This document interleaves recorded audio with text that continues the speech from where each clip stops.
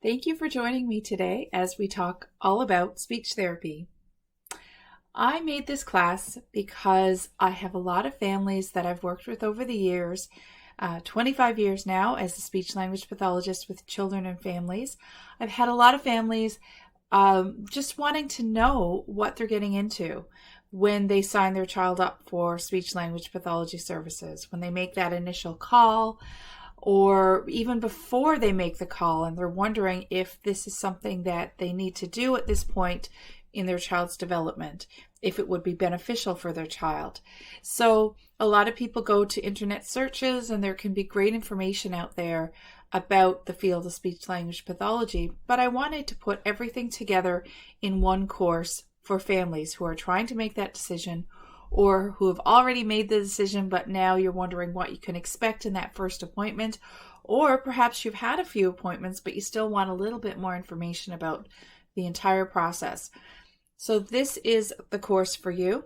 I will talk about what a speech language pathologist is, what we do, what you can expect in assessment, and what you can expect in treatment. I will help you with that question of, well, should my child be in speech therapy? I'll give you some things to look for, some questions that you can ask yourself, and based on those answers, help you make that decision. And in order to do that, we will go through some speech and language milestones for young children as they develop. I will give you some tips for looking for a speech language pathologist in your area. And I will give you a lot of information about what parents can do. So while I will not know the specific concerns that you have about your child, there are some general things that always help communication.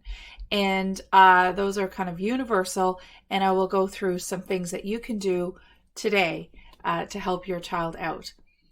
We will talk about why waiting on starting a speech therapy program or even getting an assessment is not the best plan. Unfortunately, early communication difficulties can indicate a risk for later difficulties in other areas. So getting that assessment is your best bet, and I will kind of let you know a little bit more about why I say that as we go through that topic.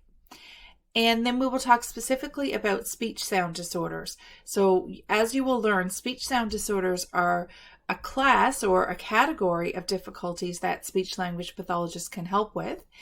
And I will define that a little bit more closely because also many parents who are taking this introductory class are moving on to doing the Parent Speech Helpers course, which really deals specifically with speech sound disorders. So we're going to define that so that any parent who's watching this wondering if the Parent Speech Helpers course is for them will know specifically what a speech sound disorder is, so you can make a better judgment on that.